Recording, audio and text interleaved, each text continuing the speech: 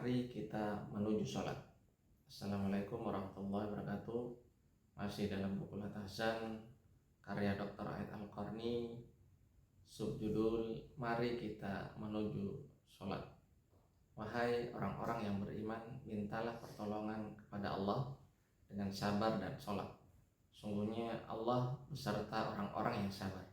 Quran Surat Al-Baqarah ayat 153. Jika Rasulullah ditimpa sebuah ketakutan, maka dia akan segera melakukan sholat.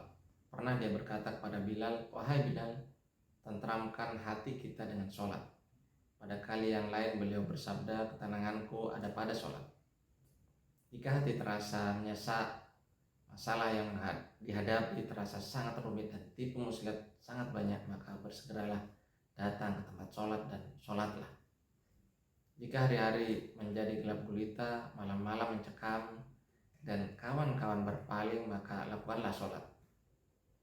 Dalam berbagai urusan yang sangat penting, Rasulullah selalu melapangkan hatinya dengan melakukan sholat.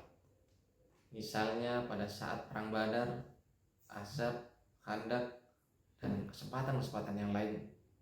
Diriwayatkan dari Al-Hafiz Ibnu Hajar, penulis Fathul Bari, bahwa suatu hari dia pergi ke sebuah benteng di Mesir. Di tengah jalan dia dikepung oleh segerombolan pencuri. Seketika itu juga ia berdiri untuk melakukan sholat dan Allah pun memberikan jalan keluar padanya.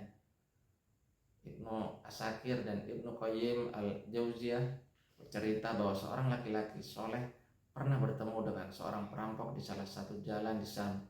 Perampok itu telah bersiap-siap untuk membunuhnya. Laki-laki tersebut meminta waktu pada si perampok untuk melakukan sholat 2 rakaat.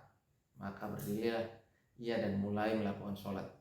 Di saat itu ia teringat firman Allah yang berbunyi, "Atau siapakah yang memperkenankan doa orang yang dalam kesulitan bila dia berdoa kepadanya?"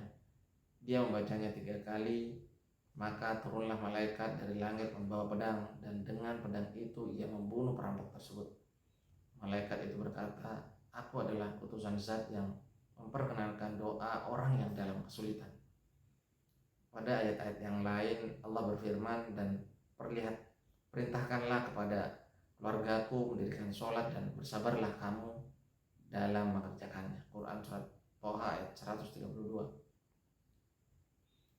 Sungguhnya sholat itu mencegah dari perbuatan-perbuatan keji dan mungkar. Quran Surat Al-Ankabut ayat 45.